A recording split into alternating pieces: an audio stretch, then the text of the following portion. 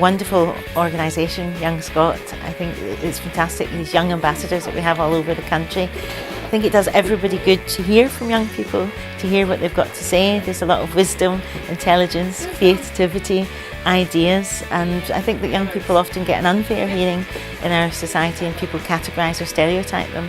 So now is the time to actually listen to what they've got to say, and what they've got to say are some absolutely fabulous things, and I'd like poetry to be part of that conversation.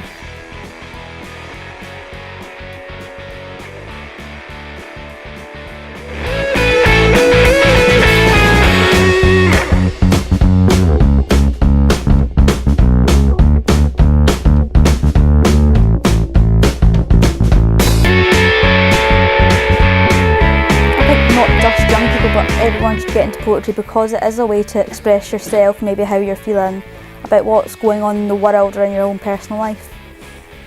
I think people should get into poetry because it's so important that sometimes it's not easy to express yourself, whereas through poetry you can find words and different phrases and things like that that help express how you feel inside. I like poetry, yeah, I write quite a lot of it, especially at school where I asked to write poetry for pretty much everything. You should get into poetry because it's a good way to tell people what they're worried about without saying it's them personally. Like, they can write about what people struggle with when it's what they struggle with, and it makes them better at dealing with things. I think that poetry is the language of being human.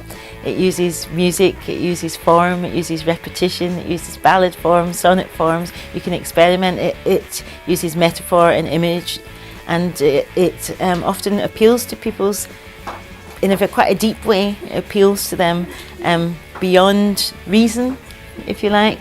It makes you have to use language differently, have a lot of fun with language, but it goes quite deep. So I think poetry is a great means of communication because you're communicating on more than one level at once.